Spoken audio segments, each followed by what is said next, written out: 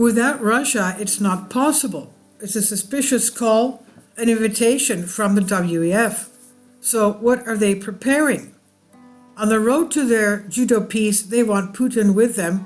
Russia must at all costs be included in the peace process with Ukraine. This is a message being broadcast in the last few hours just before the official start of this year's discussions of the World Economic Forum in Davos, Switzerland. Somehow, we will need to find a way to include Russia in the process. There can be no peace without Russia having its say, said Ignacio Cassis at a press conference in Davos, Switzerland. He added that representatives of 83 countries are participating in the discussion on the Ukraine peace formula, held on the sidelines of the World Economic Forum, the WEF.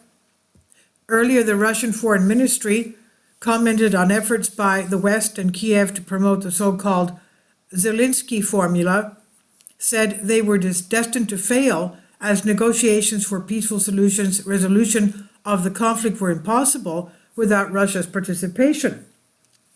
There are just talks for the sake of talks, Kremlin spokesman Dmitry Peskov said when asked about the Ukraine talks in Davos. This process cannot be aimed at achieving specific results. For obvious reasons, we are not involved. Without our participation, any discussions lack any prospect of outcome, he said. However, a few days ago, Vladimir Putin repeated that Russia is ready at any time for peace talks as long as they are done on its own terms, Russia's terms that is.